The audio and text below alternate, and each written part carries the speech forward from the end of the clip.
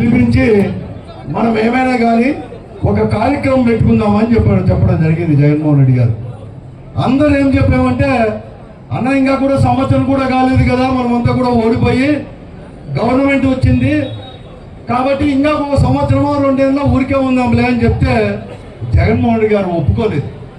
మన పార్టీకి చాలామంది కార్యకర్తలు కూడా ఉన్నారు, వారి పరిస్థితి కూడా మనం అర్థం చేసుకోవాలి, వారిని గురించి కూడా ఆలోచన చేసుకోవాలి. ఇదే కాదు, ప్రజలను కూడా గురించి ఆలోచన చేసుకోవాలి. మనకు 40-42% మంది ఓట్లు వేశారు.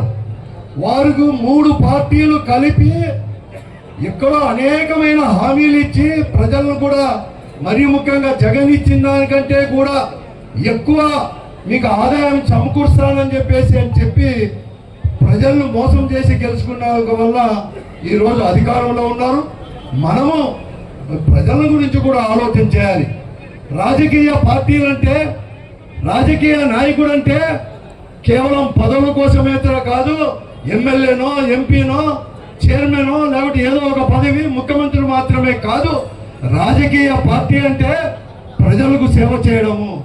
ఒక రాజకీయ పార్టీ, ఒక రాజకీయ నాయకుడు అంటే ఓడిపోయినా గెలిచినా ప్రజల మధ్యలోనే ఉండడం, ప్రజల పక్షమే వహించడమే ప్రధానమైన ధర్మము, రాజకీయ సూత్రం అని చెప్పి మా అందరికి కూడా జగన్మోహన్ రెడ్డి గారు చెప్పడం జరిగింది.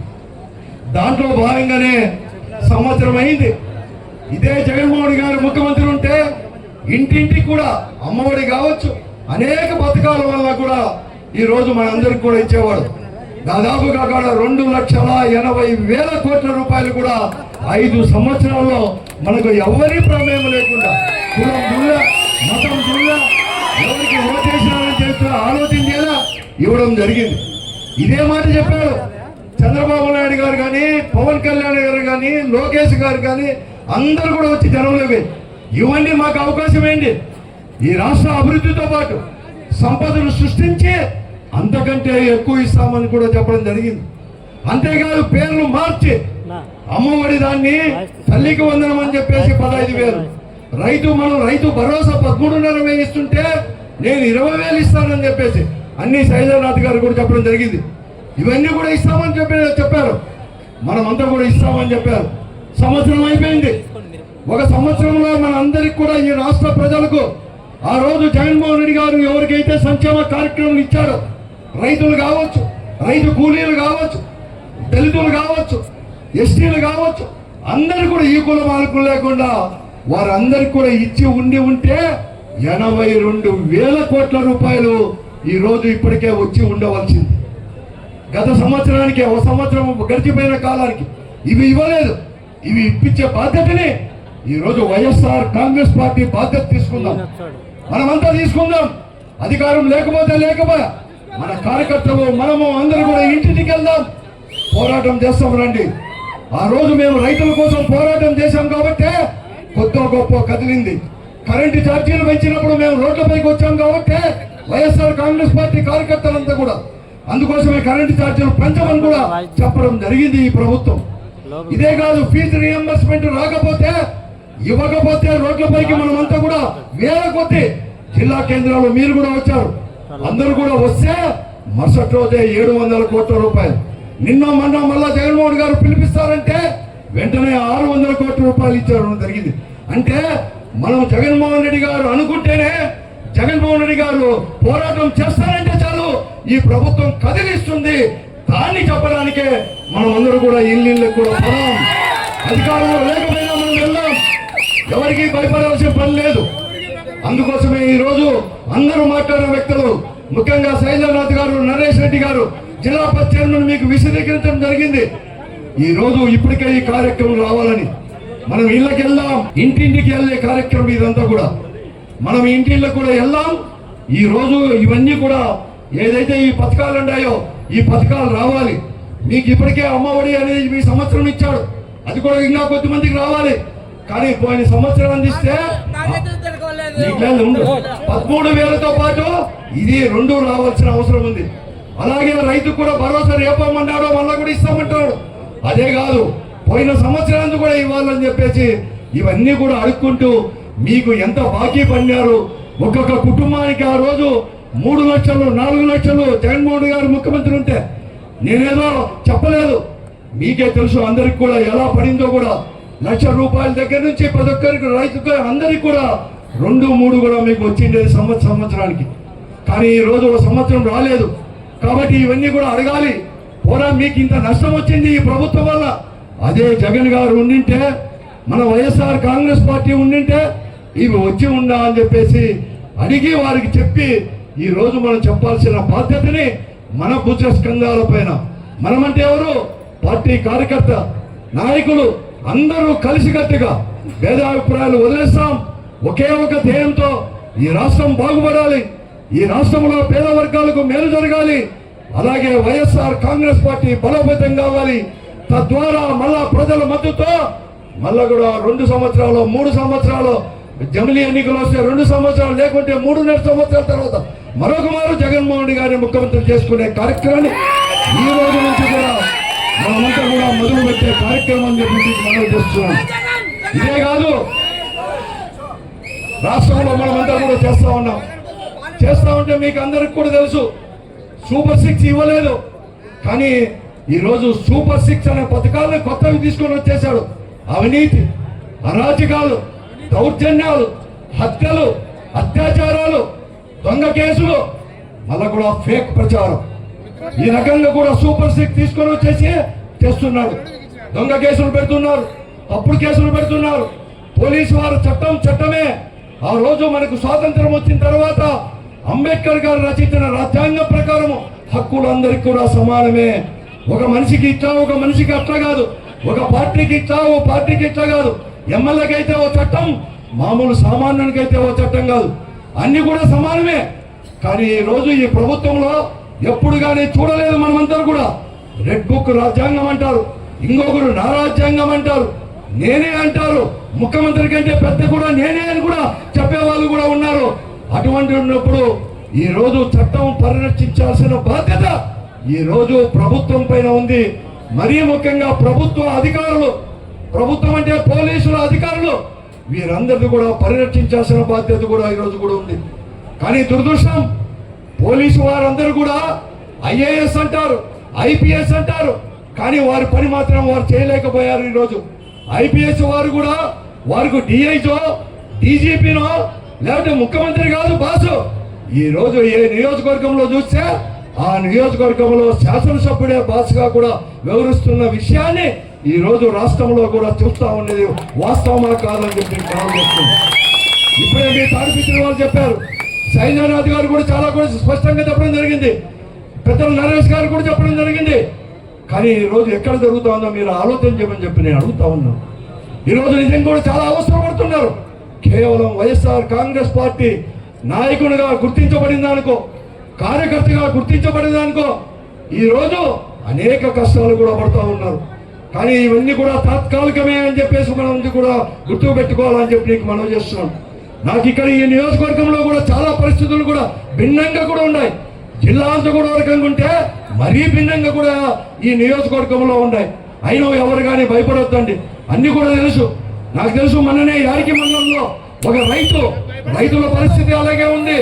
పంటలు పండలేదు, గిట్టుబాటు ధర లేదు. పండించిన పంటలకు చీనా కావచ్చు, మామిడి కావచ్చు, ఏ పండుగైనా కానీ ధరలు అనేది కూడా లేదు. అడిగితే తప్పుడు కేసు, లేకపోతే నాలిక మందమైందని అడుగుతారు.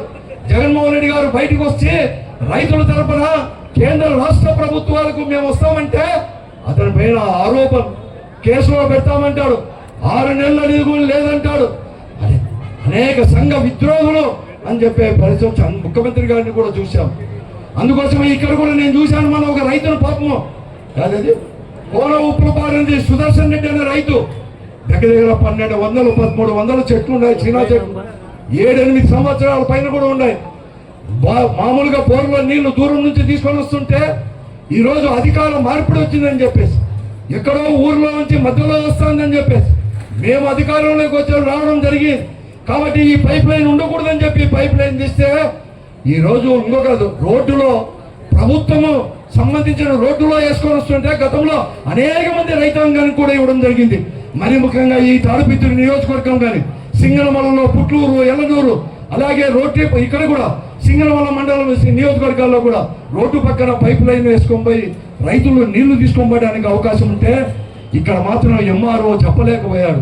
ఎమ్మెల్యేను పర్మిషన్ తీసుకోవాలని చెప్పి అంటాడు. కలెక్టర్ దగ్గర పోతే వెంటనే కూడా ఇస్తానులే అంటాడు. కోర్టు పోతే వెంటనే కూడా ఆర్డర్ ఇవ్వడం జరిగింది. కానీ ఈ రోజు ఇవ్వలేదు. కానీ దాని ఫలితం 450-500 చెట్లు నిట్ట నెలూల ఎండిపోయినాయి. ప్రత్యక్ష తార్కాణం చంద్రబాబు నాయుడు గారు. ఈ తాడిపత్రి నియోజకవర్గంలో మీ యొక్క చర్యల వలన, మీ పార్టీ యొక్క చర్యల వలన, మీ యొక్క అధికారుల చర్యల వలన ఈ రోజు రైతాంగం ఎన్ని కష్టాలు పడుతుందో కూడా ఆలోచన చేయమని చెప్పి నేను అడుగుతా ఉన్నాను. ఈ రోజు ఇక్కడ చెప్తా ఉన్నారు వారు రాకూడదు వీరు రాకూడదు అని పోలీసు వారు చెప్తున్నారు.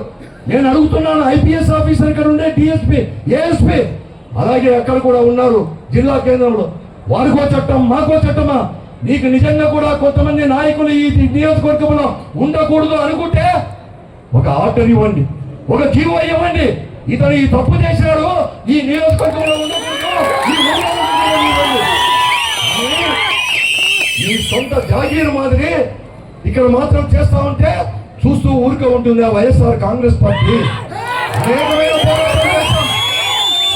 నీకేం కొత్త కాదు, మాకన్నా కొత్తమో కానీ తాడిపత్రి నియోజకవర్గాలు కొత్త కాదు. 94లో అనుకున్నాను మనం అధికారం కోల్పోతే, ఈ తెలుగుదేశం పార్టీని అధికారంలోకి వస్తే ఆ రోజు కూడా మన అప్పుడు కాంగ్రెస్ పార్టీ ఎలాగో కూడా ఊర్లు ఇడిచిపెట్టిపోయినామో మీకు తెలుసు. కానీ 5 సంవత్సరాల అధికారం మళ్ళా కూడా రాజశేఖర ఆధ్వర్యంలో మళ్ళా ముఖ్యమంత్రి అయినాక మళ్ళా కూడా ఎలా జరిగిందో అని చెప్పొచ్చు. అంటే ఇవన్నీ కూడా బెదిరింపులు తాత్కాలికమే అనే దాన్ని మీరు గుర్తించాలని చెప్పి మీకు మనం చేస్తున్నాం. మంచి కాలం వస్తుంది. జగన్మోహన్ రెడ్డి గారు అదే విషయమే చెప్పారు. ఈరోజు శైలనాథ్ గారు కానీ నరేష్ గారు అని ఆ సందేశాన్ని ఇవ్వడానికి ఈరోజు ఇవ్వడం జరిగింది. ఒక దిక్కు మనం ప్రజల్లోకే పదాం, కార్యకర్త అందరూ కలిసి ఐకమత్యంగా నాయకులు అందరూ కలిసి ప్రతి ఇంటికి కూడా వెళ్దాం. ఈ రోజు బాబు చేసిన మోసాల వల్ల ప్రజలు ఎలా మోసపోయినారు అని చెప్పి కూడా అది వారికి కూడా చైతన్యం కలిగిస్తాం. మరోపక్క ఐకమత్యంతో ఈ ఈ అత్యాచారాలు కానీ, ఈ అహంకార పూర్తమైన వారు చేస్తున్న దౌర్జన్యాలు కానీ ధైర్యంగా కూడా ఎదుర్కొంటాం. వైఎస్ఆర్ కాంగ్రెస్ పార్టీ చేస్తున్నాం. ఈ రోజు వైఎస్ఆర్ కాంగ్రెస్ పార్టీ ఉందంటే జగన్మోహన్ రెడ్డి గారు కాదు, ఈ వేదిక మీద ఉండే నాయకులు అందరూ కూడా మీతో ఉన్నట్లే. కష్టమైన అందరూ కలిసి పడదాం. ఎక్కడ ఎవరు కానీ భయపడద్దండి. ఇవన్నీ తాత్కాలికమే. మీరు అందరు కూడా ఏంటండి, ఒకరు ఊర్లో వదిలిపెట్టమంటే పెద్ద అడ్డిమ కాదు. అన్ని సమస్యలు కూడా పరిష్కార మార్గం దొరుకుతుంది, అన్ని సర్దుబాటు అవుతుంది. అందరూ నాయకులు కూడా వచ్చి అందరూ కూడా కలిసి ఏకతాటి పైన కూడా మనం అందరూ కూడా తీసుకొని బలోపేతం చేస్తాం. ఈ రోజు గ్రామాన్ని కూడా తిరుగుదాం. మరీ ముఖ్యంగా ఈ నియోజకవర్గంలోనే మీరు కూడా ధైర్యంగా కూడా వెళ్ళండి. మీతో పాటు మన నాయకులు, స్థానిక నాయకులు అందరూ కూడా వేదిక మీద నాయకులతో పాటు నరేష్ గారు కానీ మేము కానీ కలిసి కూడా అప్పుడప్పుడు కూడా వచ్చేసి మీతో పాటు ప్రతి ఇంటికి ప్రతి గ్రామానికి ఎవరో కూడా వచ్చి తోడుగా ఉంటామని చెప్పేసి కూడా ఈ సందర్భంగా మనం చేస్తున్నాం. ఎవరు చేయించండి, మనం మాత్రం పొరపాటు చేయించండి, పొరపాట్లు లెక్కిస్తా ఉన్నాం. జగన్ గారు అన్ని కూడా తప్పకుండా కూడా పడతాం. ఏ తప్పు చేస్తే ఆ తప్పుకి ఏ శిక్ష ఉన్నలో ఆ శిక్ష కూడా పడేటట్టు చేస్తుంది మన ప్రభుత్వం వచ్చిన తర్వాత. కాబట్టి ధైర్యంగా ప్రతి ఒక్కరికి కూడా వెళ్దామని చెప్పేసి కూడా మీకు తెలియజేస్తూ ఈ రోజు రైతాంగం పడుతున్నాం. ముఖ్యంగా ఈరోజు మీరే ఆలోచన చేయండి. ఎప్పుడైనా కానీ నీళ్ళు అనేది కూడా వస్తే మీ ప్రాంతానికి నార్త్ కెనాల్ కావచ్చు, లేకపోతే సౌత్ కెనాల్ గుండా కానీ, అంటే తాడిపత్రి బ్రాంచ్ కెనాల్ కూడా వచ్చేది. కానీ ఇంతవరకు నీళ్లు రాలేదు. ఇంకా తుంగభద్ర డ్యామ్ నుంచి కూడా నిన్నో ఈ రోజు వదులుతా ఉన్నారంట. కాబట్టి ఈ సంవత్సరం వస్తాయో రావో కూడా తెలియని పరిస్థితి. ఆషాఢ మాసం గాలి కూడా పెట్టుకుంది, బోర్లు కూడా ఎండిపోతా ఉన్నాయి. అయినా ఎవరు కానీ ప్రభుత్వం మాత్రం ఎక్కడ కానీ పట్టించుకోలేదు. రైతుల యొక్క పరిస్థితి పట్టించుకోలేదు. వాళ్ళ ఆదాయం మట్టి అమ్ముదామా, ఇసుక అమ్ముదామా, బూడిద అమ్ముదామా, అన్నీ కూడా ఇచ్చిపెట్టుకోకుండా ఈ రోజు ఎలా చేస్తామో చెప్తున్నాను. ఈ రోజు నేను చెప్తా ఉన్నాను, నేను కూడా అనుకుంటా ఉంటే, ఎందుకంటే ఇక్కడ ఉండే ప్రజాప్రతినిధులు చాలా చెప్తా ఉన్నారు, నేను పరిరక్షిస్తాను, ఇక్కడ పెన్నా రేవన్ను కూడా పరిరక్షిస్తానంటే నిజంగా ఇక్కడ ఎవరు కానీ తోలరేమో అని చెప్పి నేను అనుకుంటా. అంటే నిన్న కాదు మొన్న అనుకున్నా, ఈనాడు పేపర్లోనే తెలుగుదేశం పార్టీ యొక్క పత్రిక ఇది, దాంట్లోనే సింగనమల నియోజకవర్గంలో ఎల్లనూరు, పుట్లూరు, యాడికి మండలం, రాయల చెరువు ఈ నుంచి పెన్నా నుంచి కూడా ఇసుక మట్టి పోతుంది అంటారు. ఇది చెప్పాల్సిన అవసరం ఉంది ప్రభుత్వం. ఈనాడు పేపర్ తప్పు రాసిందా, లేకుంటే మీ ప్రజాప్రతినిధుల్లో మీ ప్రభుత్వం తప్పు మాట్లాడతారా, అధికారులు తప్పు మాట్లాడతారా అని చెప్పాల్సిన బాధ్యత ఈ తెలుగుదేశం పార్టీ కూటమి ప్రభుత్వం పైన, పార్టీల పైన కూడా ఉంది అని చెప్పేసి కూడా మీకు అందరికీ ఈ ప్రభుత్వానికి తెలియజేస్తూ, మరీ ముఖ్యంగా కూడా నేను పోలీసు అధికారులకు చెప్తా ఉన్నాను. పోలీసు అధికారులు ఐపీఎస్ ఆఫీసర్ కావచ్చు, ఎవరైనా కావచ్చు, ఎక్కడైనా కానీ ఒక హద్దు అనేది కూడా ఉంది. వైఎస్ఆర్ కాంగ్రెస్ పార్టీ యొక్క ఈ రోజు ఆలోచిస్తా ఉంటే మీరు ఎంత కూడా ఓపిక అనేది కూడా కొద్ది వరకు మాత్రమే ఉంటుంది. మీరు గన మీ చట్టం ప్రకారం మీరు చేయకపోతే, అమలు చేయకపోతే తీవ్రమైన పరిణామాలు మీరే ఎదుర్కోవాల్సిన పరిస్థితి వస్తుంది. ఈరోజు ఈ తాడిపిత్తుల్లో మనకు డైరెక్ట్ గా తెలుగుదేశం పార్టీతో కానీ భారతీయ జనతా పార్టీ లాంటి ఇతర కార్యకర్తలతో కాదు, ఈ రోజు మనకు వాళ్లకు మధ్యలో పోలీసు వారు అనేది కూడా ఉన్నారు. ఈ రోజు కూడా ఆ పోలీసు వారిని అడ్డం పెట్టుకుని ఇవన్నీ కూడా చూస్తున్నారు. ఎక్కడా భయపడద్దండి. సమయం వచ్చినప్పుడు పోలీసు వాళ్ళకు కూడా బుద్ధి చెప్పడానికి వైఎస్ఆర్ కాంగ్రెస్ పార్టీ మీరు ప్రశాంతంగా ఉండండి. ప్రశాంతం కూడా ఇది అయిపోయినాక పోయి, ఎందుకంటే ఇది మన 10 రోజుల టైం. 20 ఉండు మళ్ళీ మాట్లాడతా రామో, నేను మాట్లాడతాను. ఇవన్నీ కూడా ఉన్నాయి. మీ అందరూ కూడా ఇక్కడ కార్యక్రమం అనేది కూడా వారు చేసుకోవచ్చు, కానీ మన కార్యక్రమం జనలేకపోవాలి. మనమంతకు మనమే డిస్టర్బ్ చేసుకోకూడదు. కాబట్టి మనము ప్రశాంతంగా ప్రతి ఇంటికి పోయి, ఈ రోజు బాబు గవర్నమెంట్ వల్ల ఏ కుటుంబం ఎంత నష్టపోయింది, అదే జగన్మోహన్ రెడ్డి గారు ముఖ్యమంత్రి ఉంటే ఎంత లాభం పొందుతుందనే కార్యక్రమాన్ని పెద్ద ఎత్తున కూడా విజయవంతం చేయాలని చెప్పేసి కూడా పనిచేస్తూ, అలాగే నరేష్ గారు మా అందరి తరపున పార్టీ తరపున చెప్తున్నాను, చేతులెత్తి కూడా ఈరోజు ఈ రాష్ట్రంలో ఈ తాడిపత్రి నియోజకవర్గ వైఎస్ఆర్ కాంగ్రెస్ పార్టీ నాయకులు కావచ్చు, ముఖ్యంగా కార్యకర్తలు, మహిళ అందరూ కూడా వారికి నిజం కూడా ఏమి ఇచ్చినా కూడా రుణం అనేది కూడా తీర్చుకోలేము. మీరే ఈ తాడిపత్రి నియోజకవర్గ కార్యకర్తలే మా పార్టీకి రాష్ట్రమంతా కూడా పూర్తిగా కూడా ముందుకు పోతాం. జగన్మోహన్ రెడ్డి గారు కూడా మీరిచ్చిన స్ఫూర్తితో, మీరిచ్చిన చూపితో ముందుకు పోతాడు. తప్పకుండా కూడా అధికారంలోకి వచ్చేది మనమే అని చెప్పి కూడా తెలియజేస్తూ, ఈ కార్యక్రమంలో పాల్పంచుకునే అవకాశం కల్పించిన మా అందరికీ మీకు పేరు పేరున కూడా ధన్యవాదాలు తెలుపుకుంటూ సెలవు తీసుకుంటున్నాం. జై జగన్.